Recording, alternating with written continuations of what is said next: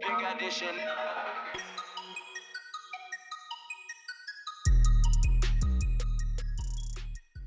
Este episódio tem o patrocínio da Editora Self. A Editora Self é centrada em trazer-te os melhores livros dos melhores autores a nível mundial nas áreas de negócios, empreendedorismo e finanças pessoais, mas também nas áreas de nutrição, psicologia e mindset, para que a tua vida seja mais fácil e possas criar o teu próprio caminho de aprendizagem ao longo da vida. Estes best-sellers internacionais partilham uma atitude de aprendizagem das técnicas que nos permitam vencer as nossas dificuldades e os nossos desafios. Eu sou, obviamente, um ávido leitor destes livros, seja porque quero ter uma vida mais saudável ou umas finanças pessoais mais saudáveis, ou mesmo porque quero criar hábitos que me permitam aproveitar melhor a minha vida e o meu tempo. Procura o teu próximo livro e constrói o hábito de leitura na tua vida. Eu considero que a leitura é provavelmente o hábito mais determinante na tua vida e na tua carreira, e é das experiências mais transformadoras que tu podes fazer. Se quiseres consultar o catálogo da Self, podes fazê-lo no link www.editoraself.pt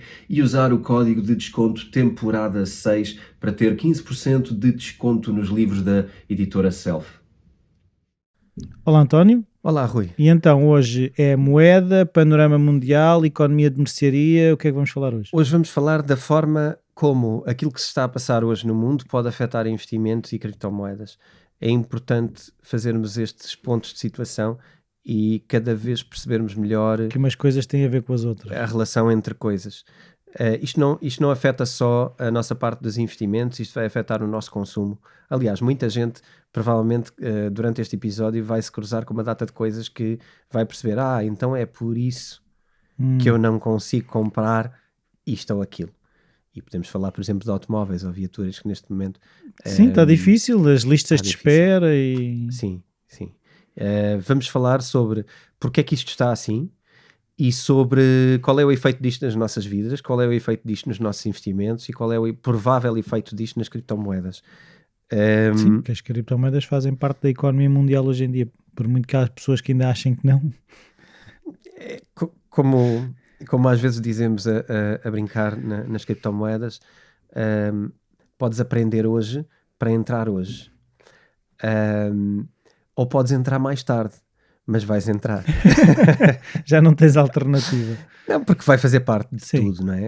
Podemos achar que não entramos e na verdade já lá estamos dentro. Funcionamos em layers diferentes, não é? Por exemplo, se tu perguntas a alguém se entrou no protocolo TCP/IP, as pessoas se calhar acham que não. Porquê? Não, eu tenho fibra em casa, tenho internet, pronto, é isso. E não acharam que entraram nas layers principais, mas as layers que temos hoje, aquilo que estamos hoje a trabalhar é a infraestrutura do mundo nos próximos anos. Certo. E é disto que estamos a falar. Se entrarmos em TCPs e IPs, vamos tirar proveitos dessa entrada cedo, é o mais provável. Não entrando, vamos entrar na mesma, porque o mundo vai entrar, os nossos não sabemos serviços, sequer o que é que nos estamos a... Não sabemos o que está a acontecer e vamos mais tarde perceber que se eu soubesse tinha feito isto ou aquilo. Eu acho que este é o momento da nossa geração e de outras que estão abaixo, mais novos. Não digo tanto gerações acima, porque se calhar se falar das gerações dos nossos pais, já se vão cruzar com isto muito lateralmente. A única coisa que eles vão sentir é uma melhoria de eficiência dos seus players. Uma data de instituições vão ter que melhorar o serviço e eu acho que eles vão sentir isso. Mas não vão ter outros players na sua vida muito facilmente. Daí para baixo, eu não quero... O grupo de amigos já está fechado, não é? Porque na verdade tu já fizeste a maioria das ações da tua vida financeira. Os teus interesses de otimização já são outros. Na vida sabemos que pelo menos eu defendo sempre isso, o recurso mais valioso é o tempo, não é? E nessa altura então mais ainda. Portanto, claro. Estarmos aqui a maximizar coisas... E andar a perder tempo a fazer day trading aos 80 anos, não. Sim. Não, nem tem a ver com o trading, tem mais a ver com... Tu provavelmente ou otimizaste o teu dinheiro durante a vida ou também já não vais a tempo de fazer nada, não é? Naquela idade não é ali que vais fazer coisas. Podes abrir, eu não quero desqualificar ninguém, se aos 80 acharem que abrem uma startup para fazer alguma coisa, ou uma empresa, também agora é tudo startups, mas vá... querem abrir um negócio aos 80, sim senhor, vamos embora. Mas o mais provável é que já o tenham feito. Claro. E é o que tu disse, se não fizeram também não é agora. Não é provável. E portanto vão estar a gerir uma coisa que é o que têm. Podem tomar ali umas decisões, mas vão estar a gerir o que têm. E os players ali provavelmente não vão mudar muito, porque tu já construíste as coisas para isto. Agora, daí para baixo vai do skill de cada um e da convicção e da vontade de cada um e a disponibilidade para trabalhar na insegurança. E esta é uma das coisas que eu também acho importante, até mais como desenvolvimento pessoal de cada um, estarmos mais disponíveis para A instabilidade, é isso? Para treinar em segurança, para termos convicções e irmos atrás delas. E elas custam, são difíceis. Há portas que se fecham, mas ou queremos ou não queremos. É sobre isto. E eu acho que aqui as criptomoedas são algo que vai ser desconfortável algumas vezes na nossa vida, mas que sem dúvida nenhuma vai fazer parte da nossa vida toda. Eu não acredito que a maioria das infraestruturas daqui a 10 anos não passe por questões com criptomoedas ou com a blockchain por trás, tecnologia destas pessoas. Portanto, sim, tu estás a dizer que vai causar desconforto, não é? Mas qual era a alternativa? Se calhar era outro desconforto. A alternativa é estares no conforto e só ires para as coisas quando elas são confortáveis. E muita gente vai fazer isso. Mas isso é possível? Sim, muita gente que hoje vai continuar a querer fechar os olhos às criptomoedas, seja porque ainda não descobriu, ainda não teve a oportunidade de aprender, ainda não descobriu o nosso podcast, ainda não descobriu o meu livro, ainda não descobriu o curso, ainda não descobriu um caminho para chegar lá. Provavelmente vai estar a levar a algumas notícias que são só desinteressantes e passam ali um bocadinho ao lado, não explicam nada e andam ali ao lado. E portanto, enquanto as pessoas neste momento, para chegar lá, tens que procurar. Tens que dizer, eu quero saber disto e ir atrás. Sim. E vais descobrir as pessoas que falam disto e vais aprender com elas. Quando tu não dizes eu quero aprender, tu vais ouvindo coisas daqui e dali. Mas isto é um limbo. Isto é estar em cima de uma fence, não é? É estar em cima de uma vedação. Uma vedação. Obrigado. Uma fence. Uma vedação. E a qualquer momento tu passas para um lado ou para o outro, mas ainda não sabes nada. Tu sabes que existe, ouves uns bitites, as conversas, os jantares. Ainda outro dia me disseram que hoje em dia, jantar de homens, o tema é Bitcoin, garantidamente. Jantar de rapazes entre os 20 e os 50, o tema é Bitcoin, vai entrar. E depois entra com a qualidade que entrar, mas entra. E a questão aqui da vedação é essa, que é, tu vais ouvir falar, tu vais jantar com pessoas e o tema vai ser esse, e vais ter que decidir que queres.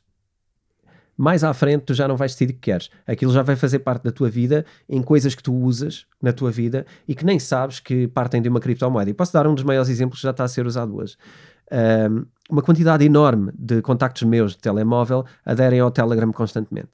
E posso dizer tias, tios, pessoas das mais variadas idades, toda a variedade de pessoas está a entrar no Telegram. Quase ninguém sabe que aquilo por trás é uma criptomoeda. O Telegram é criado a partir de um projeto de criptomoedas. Não fazia ideia também. Pronto. Portanto, as pessoas vão começar a adotar coisas que são criptomoedas e não sabem. E o Signal não? Não, o Signal não. O Signal é um sistema diferente. Mas tem objetivos muito parecidos. Portanto, os serviços vão começar a utilizar criptomoedas por trás. E por isso é que é importante falarmos do tema de hoje. O tema de hoje vai passar por aquilo que também é um bocadinho a ordem do dia. Não vamos falar de guerras, mas vamos falar de logística. Vamos falar de sim, uma logística que está implicada desde os tempos mais restritos de pandemia, não é? Que as coisas começaram aí, os problemas. Mas a maioria, é engraçado ver que a maioria dos problemas que hoje são problemas começaram antes. Antes? Então porque não eram problemas, eram decisões e políticas que criámos. Não políticas governamentais, Sim. Políticas de como é que vamos trabalhar. E estas coisas, em momentos de stress, esticaram a corda de tal maneira que agora estamos numa situação de aperto mundial. E é muito mais grave do que parece. Mas vamos começar por uma noção. Primeira. Conheces a noção JIT, Just in Time? Just in Time, sim. É aquela coisa, por exemplo, se é aquilo que eu estou a pensar, era um bocado até as lojas nem terem que ter estoque, porque rapidamente telefonam para o armazenista que lhe coloca lá o produto Just in Time. Ou seja, eu nem tenho que ter estoque na loja porque eu telefono ao armazenista e ele põe-me lá o produto. Ok. Pronto, é exatamente esse o caminho. Isto começa com uma ideia muito engraçada chamada Just in Time, que é, nós já não precisamos de ter grandes estoques de nada, porque a logística mundial é tão espetacular que nós, nos seus níveis, não é? Cada um ao seu nível. A loja num nível, a loja online noutro nível ainda mais baixo de stocks, o armazém nos seus níveis, o armazém nacional ou ibérico nos seus níveis, o armazém, se calhar de Barcelona, que serve a 4 ou 5 países, o armazém chinês, que serve milhares de países. Centenas. A própria fábrica produz a pensar just in time, portanto tu tens... não está a fazer para acumular stock. Não, senão tu não podes estar a maximizar, quer dizer, hoje em dia a tua capacidade de produção é limitada, desde que tu aloques recursos à coisa, pessoas e capital. Sim, não queres tu aumentas a tua produção para sempre. Não queres gastar dinheiro com armazenamento. Não, tu queres produzir otimizado, e se não houver consumo, tu não queres estar a produzir coisas que não têm consumo. Portanto, desde aí... Além de que as modas podem mudar rapidamente e aquilo que eu tive a produzir 20, que ficam lá todos, não é? Sim, tu tens que agir em cada produto e as mesmas fábricas que produzem um produto, amanhã produzem outro. Ou normalmente até têm um ciclo de produtos de otimização. Resultado, começámos todos a acreditar nesta máxima na parte da gestão, que é a gestão, neste caso gestão logística, na ideia do just in time, e somos todos just in time, e somos todos extremamente otimizados ao detalhe. Sim, nas farmácias tens essa coisa, tu vais lá, a maior parte dos medicamentos já venha cá buscar amanhã ou venha cá buscar à tarde. Sim, porque tem várias entregas por dia, etc, etc. Agora, o que é que acontece a esse mundo quando entra uma pandemia em cima? Não tem stock, nem tem maneira de repor rapidamente, não é? A questão nem é tanto a pandemia, é quando tu criaste regras para a pandemia. Regras. Quando tu criaste os lockdowns, quando tu criaste aquilo que te permite ou não sair de casa e quais são as pessoas que estão em teletrabalho, quais é que não estão, quando tu começaste a criar aqui uma data de regras posteriores que colocaram fragilidade... tirar as pessoas das fábricas, ok. Tirar as pessoas da estrutura. E quando tiraste pessoas da estrutura, quebraste linhas de abastecimento. Ok? O que é que acontece quando tu tiras numa coisa que está otimizada, tu normalmente tens poucos pontos de falha, mas qualquer falha impacta tudo, qualquer coisinha que tu mudas interrompe uma linha de abastecimento. E o que é que aconteceu aqui? Tu tiveste N momentos onde interrompeste linhas de abastecimento.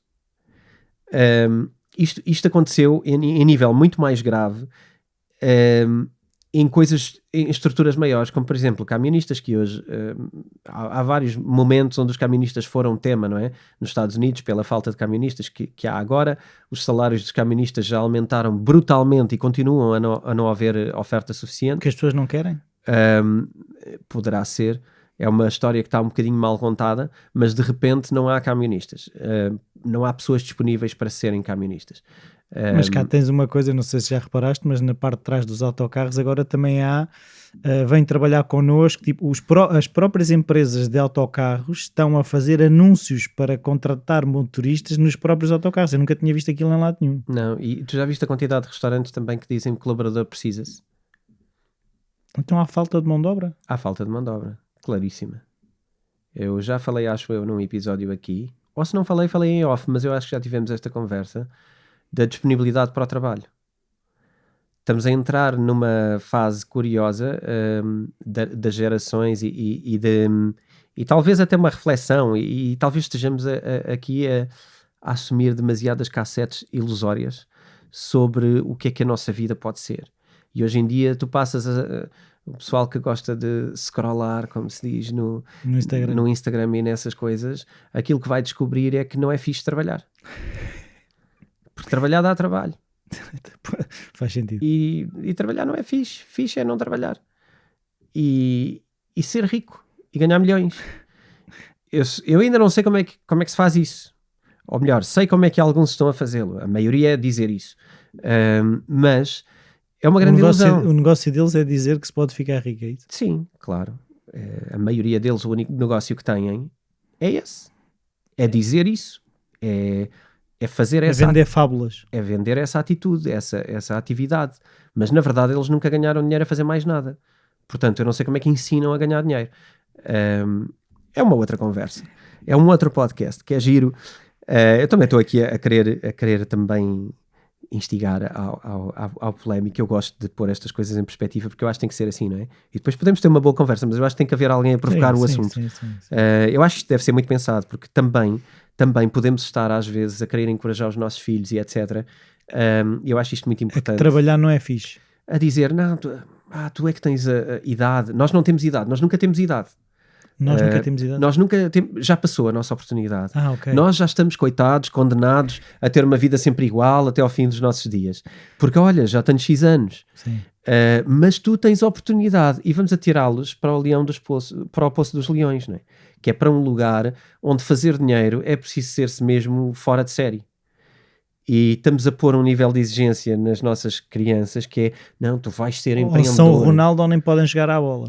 Vai ser do género, ou seja, tu tens ali um filtro de pessoas que têm ou não aquelas características, e se não têm, ganham ou não ganham essas características ao longo da vida, mas isto não pode ser uma coisa que é vendida de fora, a maioria tem que vir de dentro, e eu acho que muitas vezes acaba por ser aquele pai que nunca jogou a bola e quer que o filho seja jogador de futebol porque ganha muito, gostava de ter jogado e não jogou e quer que o filho seja, e pronto, isso traz as suas consequências. A mesma coisa no empreendedorismo. Não, mas aí há outra questão que é, tu podes ser um bom jogador da segunda divisão.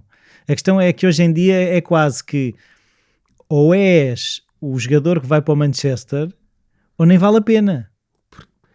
Já pensaste porquê? Porque na verdade tu não estás a vender-lhe a felicidade dele. Porque se ele jogasse na segunda divisão, tivesse um salário ok, suficiente, tem a sua vida, ganha um salário suficiente, está na segunda divisão, está tudo bem. Porquê? Porque está a fazer o que gosta. Sim, o objetivo não é os milhões. Quem vai para aí tentar, muitas vezes, tenta apontar para aqueles, sei lá, podem ser 100 mil, não faz mal. Podem ser 100 mil, mas para ser um desses 100 mil no mundo todo, a luta é muito complicada. Sim. Portanto, estamos a comprar um sonho que não é jogar à bola. Sim. É ser rico. É outra coisa. Sim. Pronto. O empreendedorismo eu acho que é a mesma coisa. Mas estamos a desviar no nosso tópico. Vamos ao tópico. Logística. Estávamos aqui na logística e na dificuldade de mão de obra. Foi daí que evoluímos. Há uma dificuldade de mão de obra. É preciso perceber o porquê nesta dificuldade de mão de obra.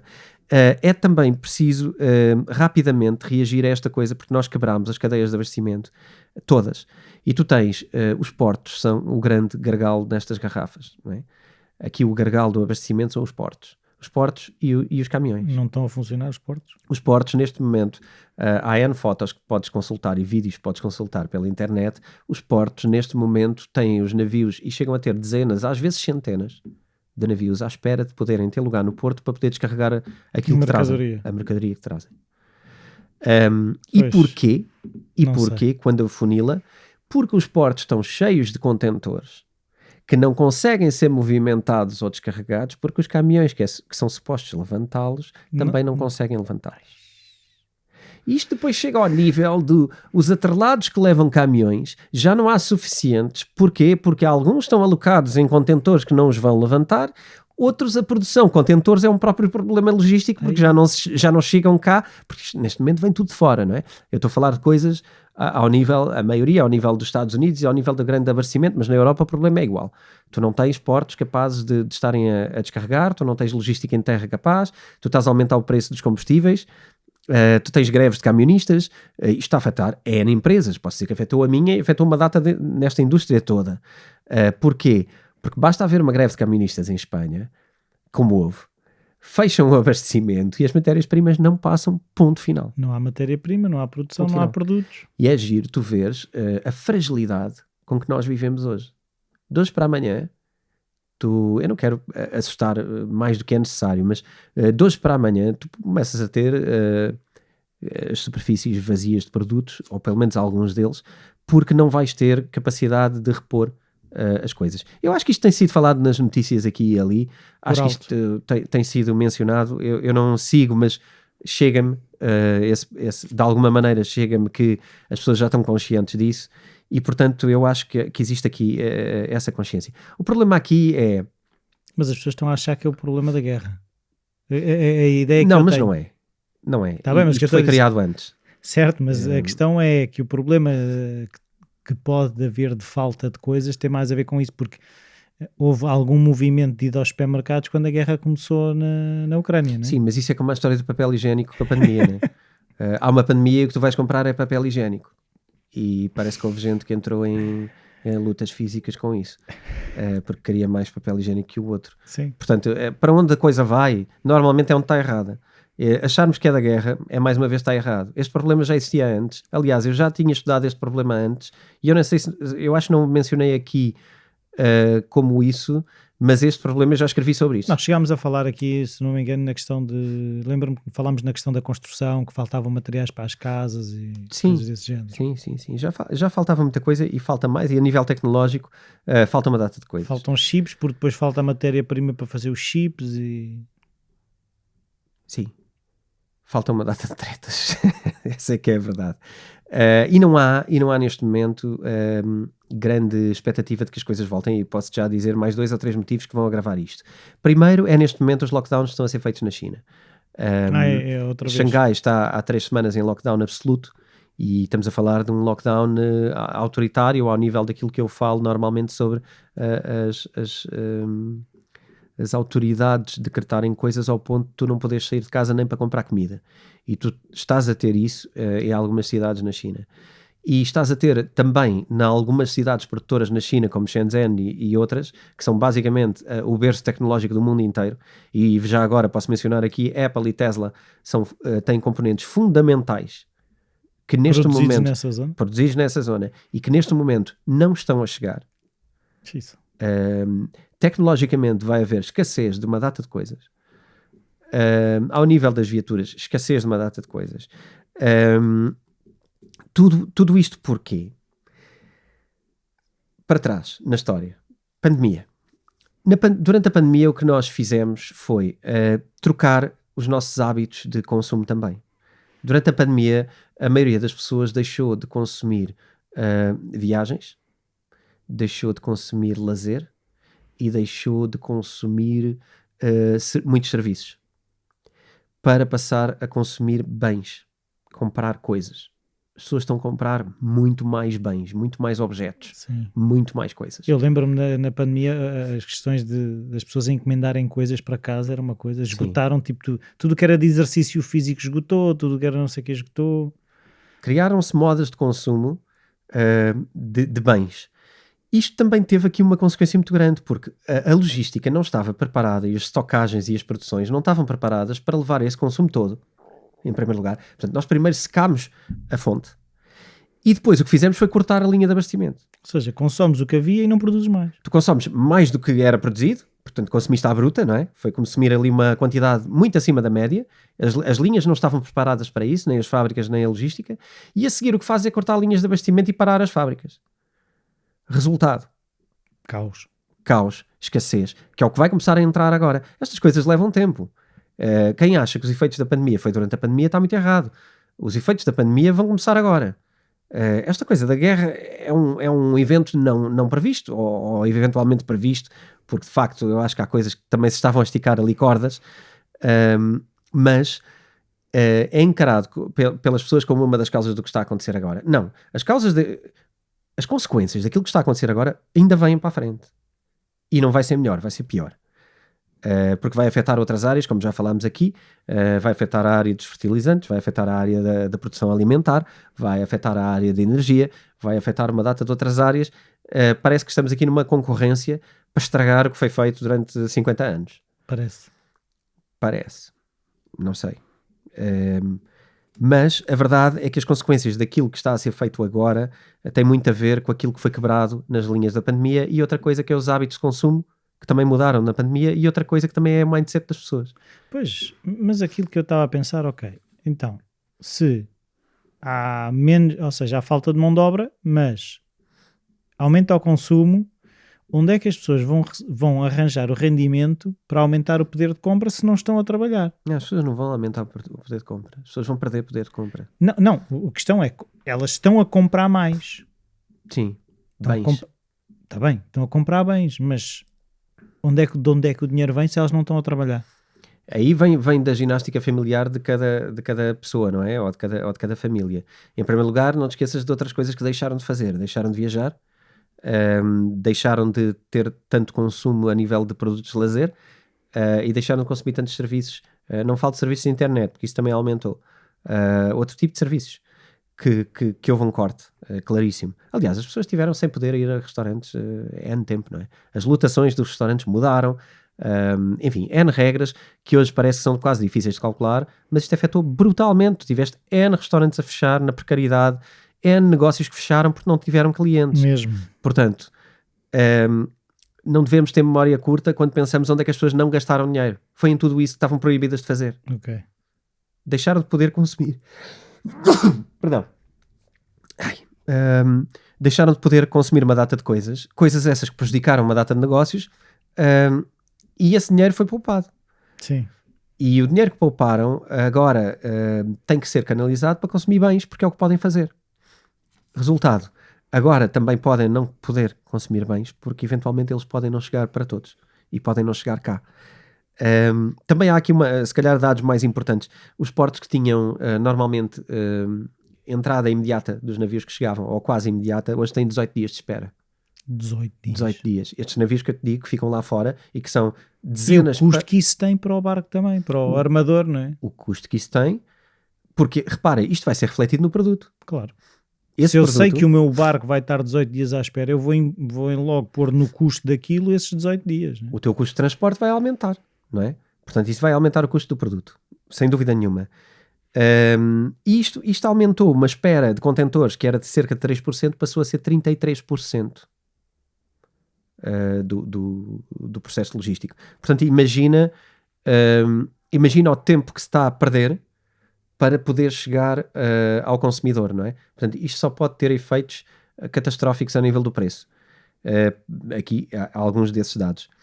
Sim, é que esses barcos que estão à espera não estão a fazer nada, não é? Porque eles, se não estivessem à espera, estavam a ir para um lado ou a vir de um lado, ou... não é? Sim. E depois repara, não descarregam, também não regressam, não é? É isso. Quando não regressam, Quando não regressam, também não carregam estão a carregar. Certo. Pronto, e isto, como é óbvio, tem consequências. Tu na China também tens uma dificuldade interna, porque tu tens cidades praticamente em lockdown, onde todos os dias qualquer camionista que vá buscar coisas tem que fazer testes diários ao Covid. Cada vez que entra na cidade tem que fazer um teste de Covid. Okay? Se por acaso der positivo, vai ter uma instituição que o deixa em quarentena, que são tipo uns armazéns que andam para lá, e metem para lá o camionista até ele deixar de ter Covid. Como é óbvio, isto também tira uma data de pessoas do negócio. Tu és camionista, tu vais mesmo querer se por acaso eu der positivo, agora vou ficar ali de quarentena num sítio qualquer sem condições para começas a não querer, não é? Começas a não querer fazer. O incentivo para não ir é muito grande. Exatamente. Para te dizer também, aquela coisa que eu mencionei há pouco, da Apple, Tesla, etc., 17% dos componentes de algumas destas coisas vêm da China. Então não vai haver. E portanto não vai haver. Então, como é que essas empresas vão manter os seus acionistas satisfeitos? Estás a falar das americanas produtoras na China? Sim. É assim, inevitavelmente é assim, eu não sei se vão manter os seus acionistas satisfeitos. Pois é, que ainda foi ontem que eu vi um bocado de uma entrevista do Elon Musk em que ele tinha conseguido acertar no número de veículos que iriam vender em 2021, que foram 503 mil. Ele tinha dito que iam vender cerca de 500.000, venderam 503 ou 504 mil. E se as coisas começarem a caminhar para aí, o que é que vai ser das Teslas da vida, não é? Eu até diria que a Tesla deve ser das marcas com menos exposição a estes problemas. Por quê? Porque a Tesla tem componentes diferentes dos outros carros. Baseia-se noutras coisas. Mas tem chips também. Mas tem mais recursos. Eu acho que a Tesla tem mais capacidade de resolver problemas do que as outras marcas.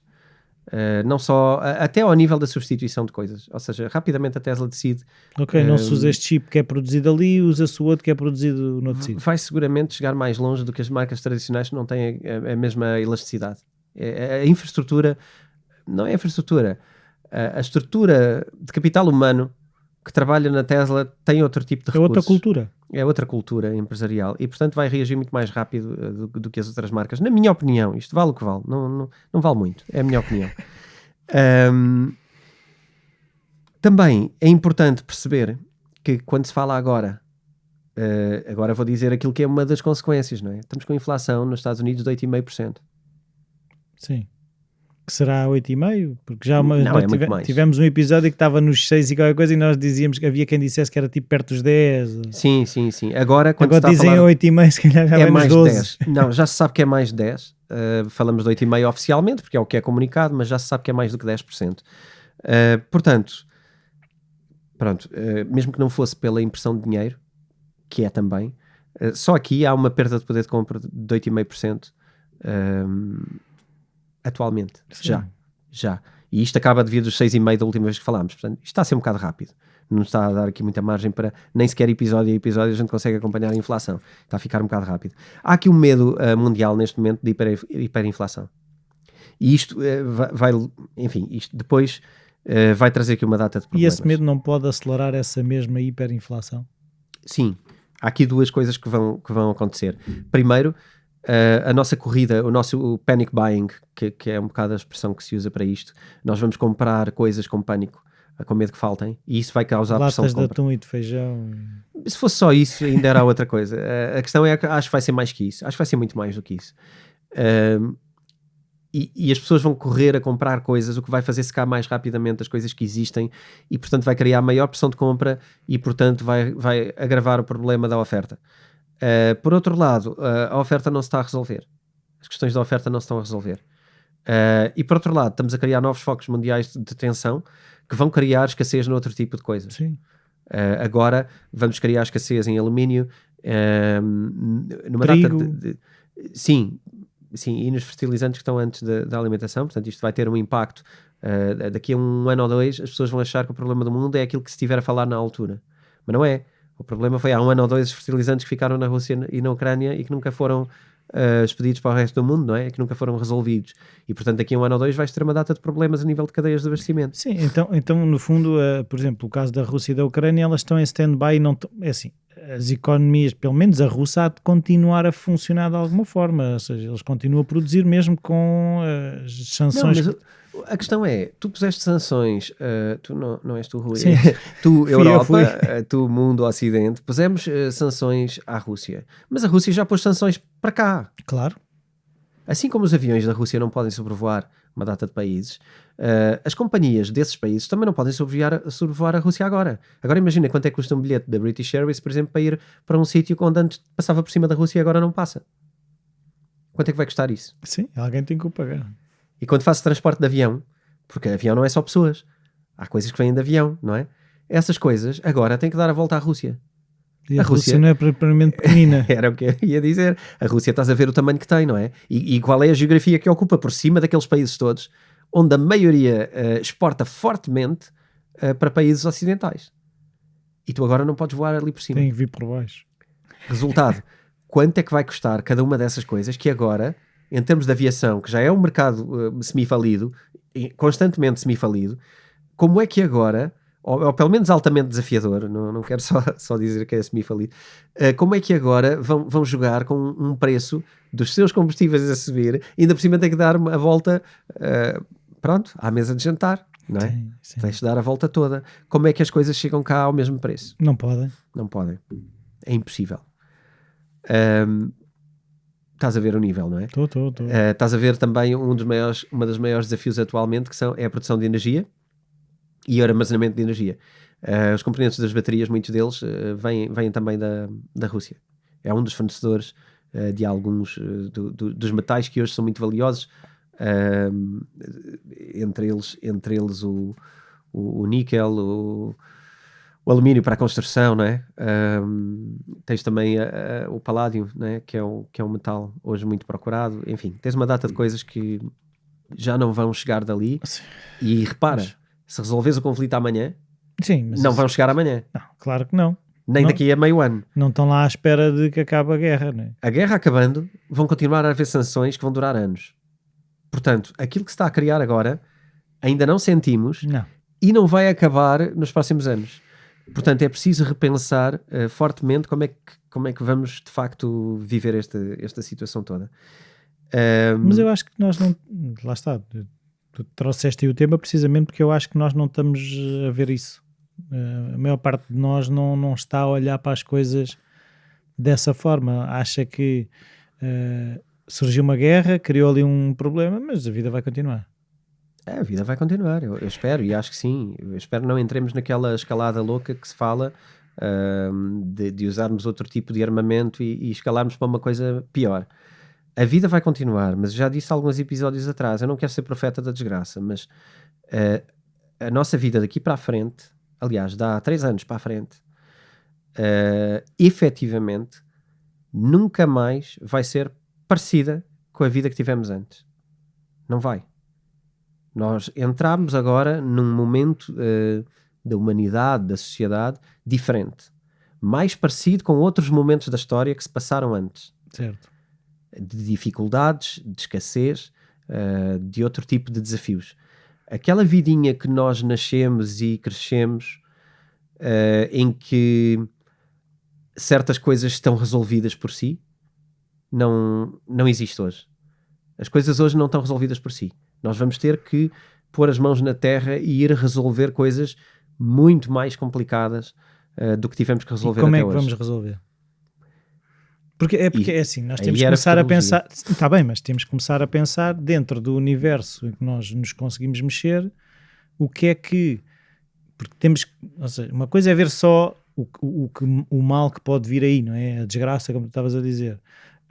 Agora, o que é que nós, enquanto sociedades, poderemos fazer para criar uma resposta a essa dificuldade que aí vem, não é? Sim, já se falava há muito tempo da nossa ideia de ter uma vida mais com menos pegada ecológica. E se tu pegares em algumas das ideias da pegada ecológica, elas colam bem com aquilo que vamos ter que fazer daqui para a frente, parece-me, que é consumir mais coisas locais, promover mais o comércio local, promover mais, mas é principalmente isto, consumir coisas locais, porque a instabilidade geopolítica não te vai permitir consumir coisas que são importadas de Do longas outro lado distâncias. do mundo, sim. Porque agora está intensa a guerra comercial, não é? Eu acho que depois quem quiser aprofundar este tema tem o livro que saiu a semana passada do Ray Dalio, que é a Nova Ordem Mundial. É precisamente sobre estas coisas todas. E é por isso que, agora casando o livro com as conversas que foram possíveis ter ao longo deste tempo e cruzando aquilo que se aprende com aquilo que se está a ver acontecer, eu acho que é de caras que não há que enganar. Sim, não é o livro que tem um capítulo que é o futuro? E o que é que ele diz nesse capítulo? Não, é assim, o Ray Dalio, como qualquer pessoa credível, não faz futurologia, não é? Eu sei que não faz futurologia, mas esta ideia desenha possíveis cenários. Esta ideia de que estamos só no princípio da clivagem mundial entre impérios é partilhada por várias pessoas, e uma das que tem vindo a falar disto há muito tempo é o próprio Ray Dalio, e tem-no feito de uma forma muito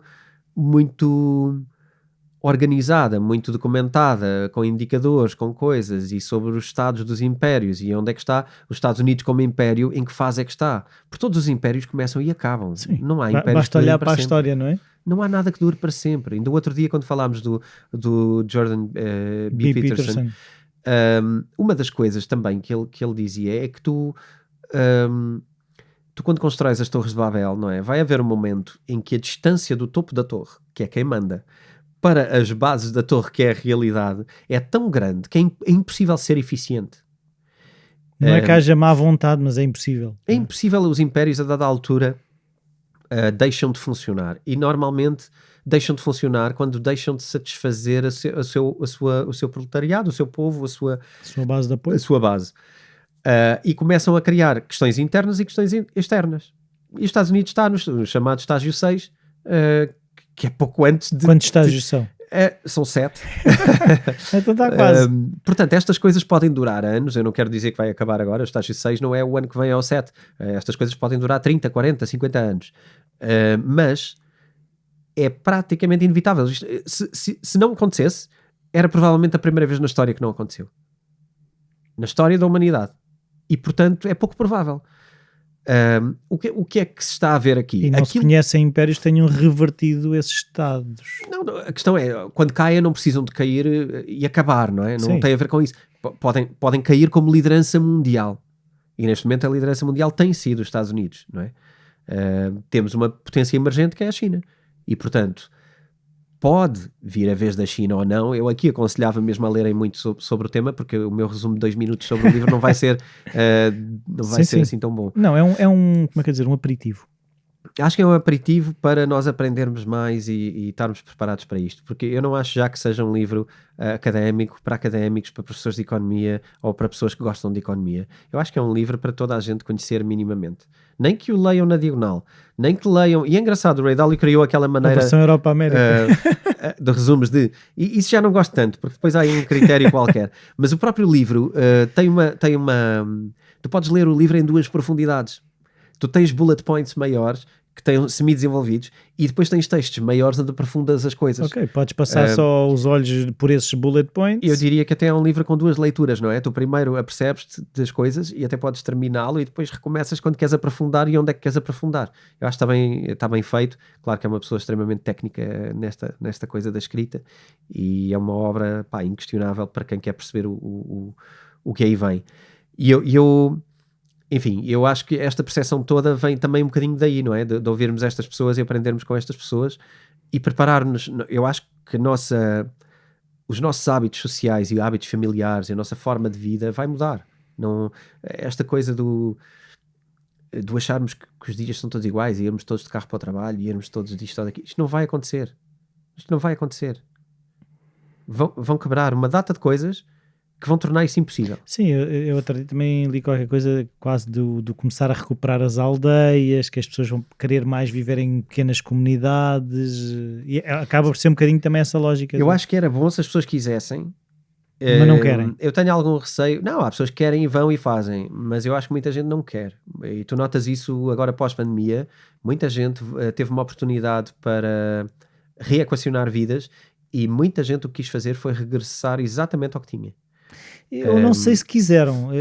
Aquilo que eu senti foi também da parte de muitas empresas o trabalho remoto funcionou muito bem, em pandemia anda cá que eu quero-te aqui.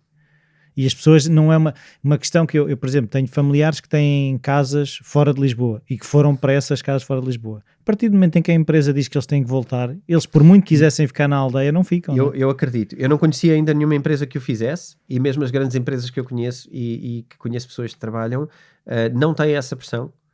Tiveram a delas próprias. Porque era uma questão de organizar a sua própria vida. Era mais fácil porque já estava organizado. Sim. E não reorganizaram nada diferente. E tudo bem com isso, mas eu acho que é um regresso a um conforto que eu acho que vai quebrar novamente, porque eu acho que vai ser novamente interrompido. E portanto acho que é o que aí vem e eu acho que nos devíamos preparar melhor para isso, e eu diria que devíamos preparar a nível governamental, não é só a nível pessoal. Nós pessoas, e muitos dos nossos ouvintes são pessoas como nós, têm as suas vidas, as suas famílias, muitas pessoas lideram organizações e acho que devem pensar como é que vão fazê-lo. E pessoas que liderem coisas maiores, acho que esta discussão deve ser permanente. Sim. E enfim, fica essa ideia. Agora, como é que isto afeta o dinheiro? Eu tinha aqui algumas coisas que eu vou deixar para um outro episódio, ok? Vamos fazer depois uma entrada no próximo episódio a falar de algumas coisas sobre o Fed e etc. Como é que isto mexe. Em termos de criptomoedas, eu acho que há aqui algumas questões. Vão aumentar, com tudo isto e com a inflação galopante que estávamos a falar, o medo da hiperinflação, resumidamente o que vai fazer é com que o Fed, e o mundo vai atrás do Fed, mais uma vez. Os Estados Unidos são o império dominante e é por isto que vamos falar do Fed. A Europa vai só imitar à sua maneira, parecido, diferente, mas vai só imitar. Igual, mas a parecer diferente, é isso? Nunca é igual, nunca fazem a mesma coisa. Sim, que é para não me parecer igual. Mas a consequência é igual. A inflação aqui assumida, pelo menos, é um bocadinho menor. Nós é tudo um bocadinho diferente, mas a verdade é que nós estamos no mesmo pacote com as mesmas dificuldades e as mesmas dependências, os mesmos problemas de abastecimento, os mesmos problemas em tudo. A mesma incapacidade. E aqui há até um problema maior. Os Estados Unidos têm uma capacidade interna de produção de algumas matérias que a Europa não tem. E, portanto, a nossa dependência externa é eventualmente maior. E aqui isto vai começar a ruir pelos países que lideram a Europa, que são alguns dos que têm maior desequilíbrio entre o seu consumo de matérias que vêm de fora E a produção interna. e a capacidade de produção interna. E podemos falar de energia, mas podemos falar de outras coisas. Resultado, a Europa vai estar fragilizada porque não é autossuficiente, minimamente. Muito menos para os hábitos de consumo que se construíram. Portanto, com isto, o que é que vais ter? Cada vez mais inflação, cada vez mais medidas para controlar a inflação. Algumas das medidas para controlar a inflação vão ser o aumento das taxas de juros, que já se estão a verificar. Nos Estados Unidos já falámos aqui de 0,25% a cada quadrimestre. Falámos disso, eu creio que até no último episódio da temporada passada, aumento das taxas de juros àquela velocidade. Agora já se estima que pode aumentar para os 0,5, em vez de ser 0,25, podem os próximos aumentos ser de 0,5, o que é brutal, o que significa que tu vais chegar ao fim do ano com uma taxa que era 0 de 2% para 2%. Ou mais, porque vai depender, não é, do que é que fazes no entretanto. Isto vai colocar em stress quaisquer créditos que estejam em vigor, crédito de habitação, crédito de tesouraria para os negócios, qualquer tipo de crédito vai levar com esta taxa, porque é uma taxa de referência. E o que vai implicar também os produtos, por exemplo, se eu tiver que fazer um crédito para gestão de tesouraria, eu vou estar a pagar esses juros, eu vou ter que aumentar o preço do produto que estou a vender para pagar também os juros do dinheiro que eu tive que pedir emprestado. Claro. Isto vai causar inflação novamente, por várias vias. Até por outra coisa que me parece mais imediata, e gostava não queria deixar isto para o próximo episódio, que é o desemprego. Quando tu vais colocar o lado empresarial em tensão, os negócios vão ter dificuldade em crescer, em evoluir e vão ter dificuldade em investir. Claro. Isto vai causar inflexibilidade no emprego e, portanto, vai causar muito mais desemprego. Só por causa da subida da taxa de juros. Tudo isto que eu estou a dizer não é minimamente fora de qualquer caixa. Isto é puramente académico, é puramente dás isto em qualquer curso de economia ou de gestão. E, portanto, estas consequências são mais ou menos inevitáveis e tu tens poucos instrumentos para controlar estas consequências. E, acima de tudo, a inflação possivelmente não é travada porque tu tens que fazer um movimento muito bruto deste lado para conseguir ter um efeito imediato. Tens também outra coisa que é os bancos centrais, ou o Fed neste caso, no caso dos Estados Unidos, porque o Fed é uma instituição não é bem pública. É uma instituição que se pensa que é do Estado, mas não é. Então, na verdade é dos bancos. O Fed o Fed foi criado tipo pelo sindicato bancário. É uma espécie.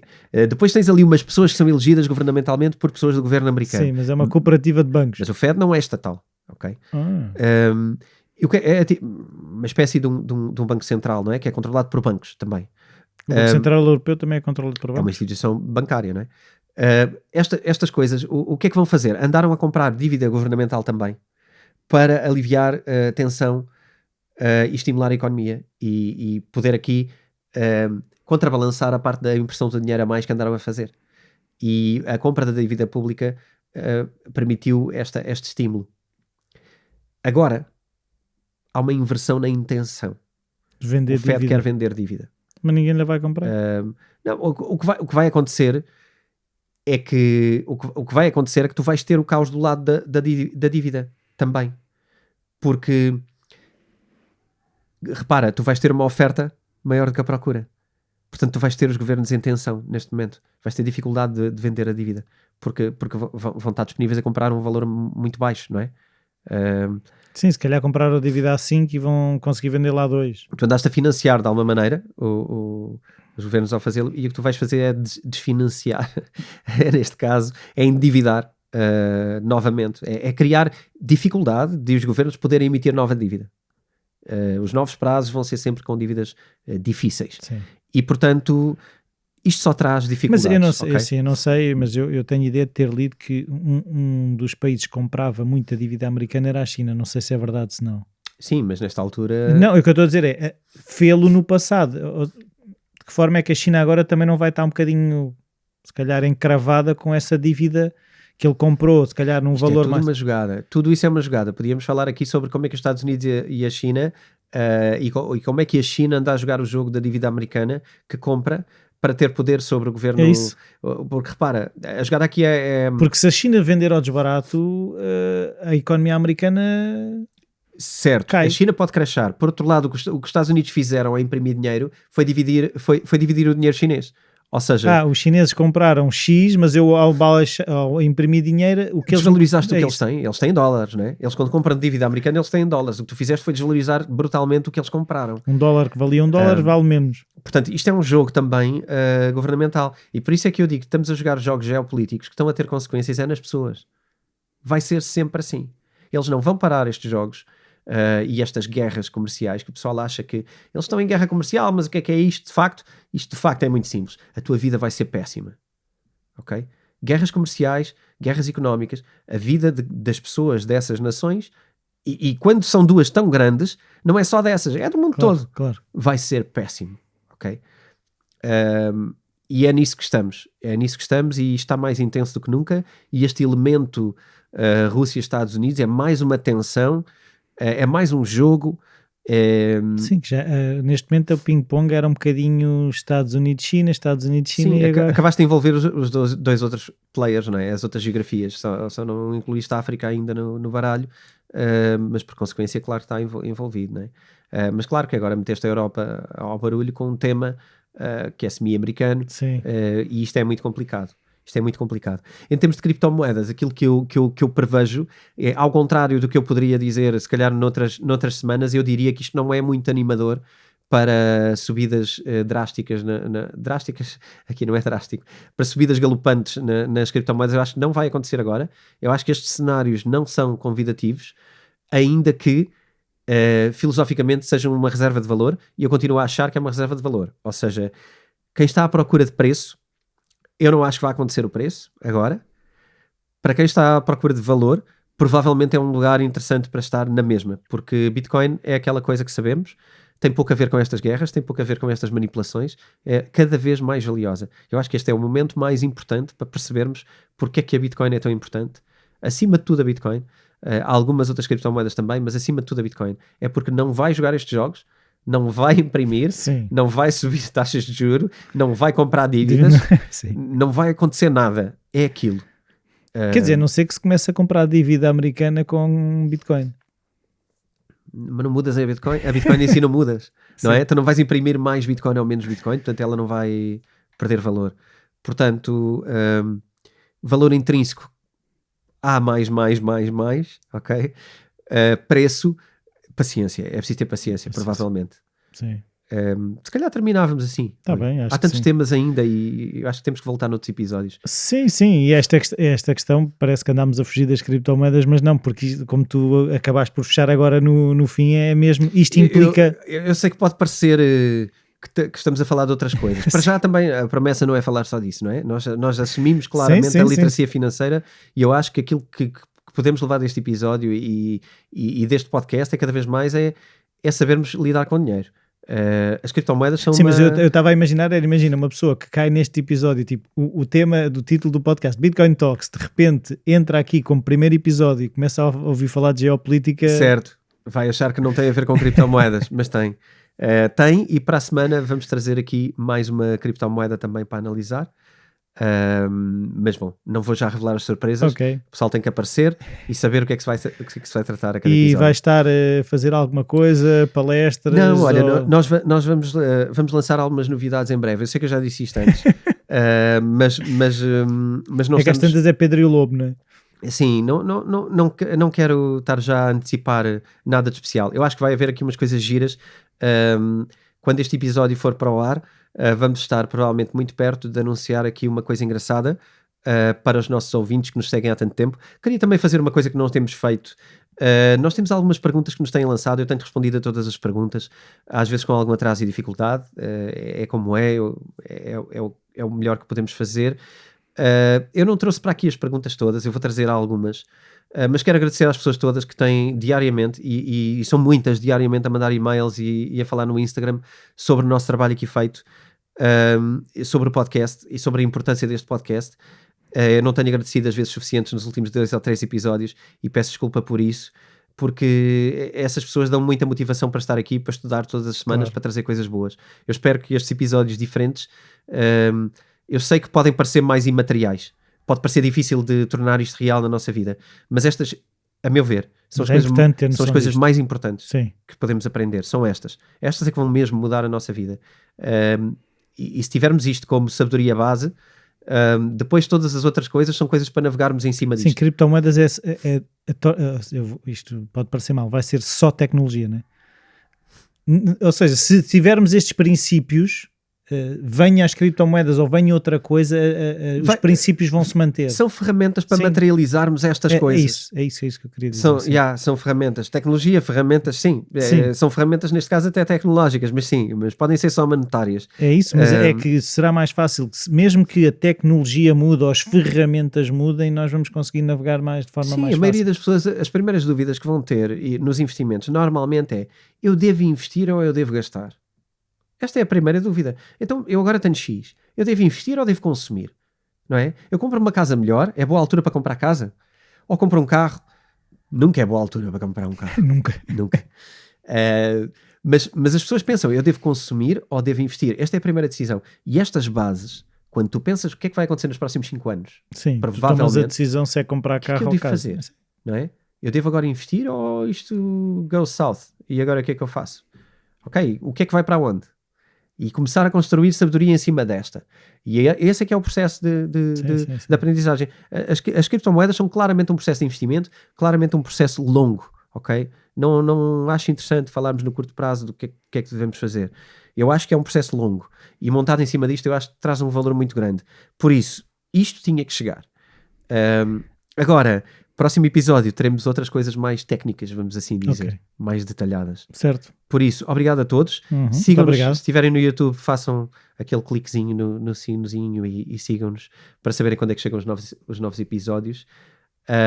E se estiverem nos Spotify ou nas plataformas também, sigam-nos para saberem sempre que chega um novo episódio. Certo. E é isto. É isso. Então, adeus e até para a semana. Até para a semana. Tchau. Um minuto para te falar das nossas t-shirts cripto. Para contribuires para o nosso podcast, ou se queres apenas ter uma peça de roupa exclusiva ou algum adereço que te identifica com criptomoedas, vais adorar as nossas t-shirts originais e vais poder ler a história de cada um dos temas que nós criamos. Foram momentos divertidos e criativos na equipa para produzir estes artefactos para fãs. Eu pessoalmente sou fã da Homo sapiens, talvez pelos momentos de ironia que vivemos nesta altura, mas tens outras inspiradas como o In Before Ellen, a preto, a branco, tens hoodies e tens também canecas à tua escolha com temas exclusivos. São mais de 10 produtos diferentes entre canecas, t-shirts e hoodies e que tu podes encontrar acedendo ao site www.editoraself.pt e acede à área roupa cripto, onde vais poder encontrar os produtos e as histórias que criamos. Ficamos à tua espera e já sabes, Bitcoin Talks.